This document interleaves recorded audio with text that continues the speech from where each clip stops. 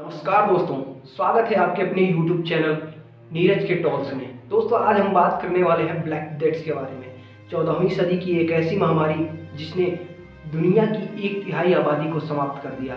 लगभग 200 मिलियन लोग इस महामारी में काल के गाल में समा गए हैं। क्या है ये ब्लैक डेथ और कहाँ जन्म हुआ इसका, और इतिहास के पन्नों में इसे ब्लैक डेथ के नाम से क्यों जाना जाता है, आइए इस वीडियो में जानने की कोशिश करते हैं। दोस्तों वक्त था 1347 ईस्वी का, जब यूरोप के व्यापारियों के 1 दर्जन समुद्री जहाजों का बेड़ा चीन से सिल्क का व्यापार करके यूरोप के सिसिली बंदरगाह की तरफ लौट रहा था।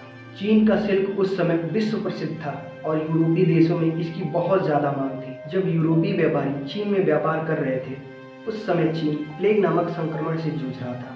यूरोपीय व्यापारियों को इसका अंदेशा नहीं होता है और कहीं ना कहीं वे भी इस संक्रमण के शिकार हो जाते हैं।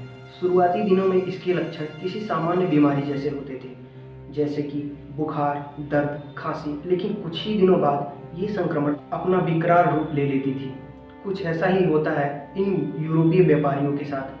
चीन से यूरोप के सिसिली पोर्ट तक पहुंचते पहुंचते 90% से ज़्यादा लोगों की मौत हो चुकी थी और बाकी बचे लोग अपनी आखिरी सांसें गिन रहे थे। उस समय आज की तरह सोशल कम्युनिकेशन का ज़माना नहीं था जिससे लोगों को ये पता चल सके कि दूसरे देशों में क्या हो रहा है। जब सिसिली पोर्ट पर जहाजें आकर रुकी तो उनमें से कोई बाहर नहीं निकलता है। तब वहाँ के लोगों द्वारा जहाज पर जाकर देखने पे पता चलता है कि जहाज पर के सभी लोग मारे जा चुके हैं। उस समय की टेक्नोलॉजी इतनी डेवलप नहीं थी कि पता लगाया जा सके कि मौतें कैसे हुई। महामारी से अनजान लोगों द्वारा लाशों को उतार कर दफनाया गया, जिससे लाशों के संपर्क में आने से वहाँ के लोगों में भी संक्रमण फैल गया और जनसंपर्क के द्वारा यह महामारी पूरे यूरोप में फैल गई। पहले प्लेग पिस्सू नामक परजीवी के काटने से फैला। दरअसल ये पिस्सू जानवरों जैसे चूहा, बिल्ली, कुत्ता, खरगोश में पाए जाते थे। ये संक्रमण भी जानवरों से ही इंसानों में आया। जब कोई जानवर प्लेग से संक्रमित होता था और पिस्सू उसका रक्तपान करने के बाद इंसानों को काटते थे तो इंसान संक्रमित हो जाता था।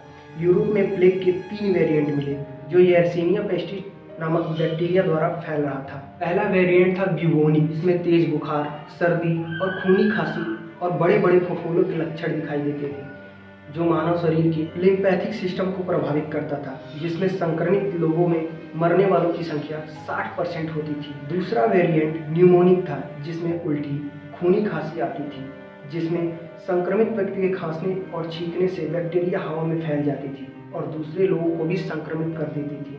और इस वेरिएंट से संक्रमित व्यक्ति की मौत मात्र 3 दिनों में हो जाती थी, मतलब बचने का केवल 5% ही चांस होता था। और तीसरा और सबसे खतरनाक वेरिएंट था सेप्टिसेमिक, जिसमें संक्रमित व्यक्ति में इंटरनल ब्लीडिंग होती थी और व्यक्ति मात्र 24 घंटों के अंदर ही दम तोड़ देता था। आग की तरफ फैल रहे इस महामारी में यूरोप के 50 से 60% लोग काल के गाल में समा गए। ये संक्रमण काफ़ी तेजी से यूरोपीय देशों Italy, Spain, England, France, Austria, Hungary, Switzerland और जर्मनी में फैल गया।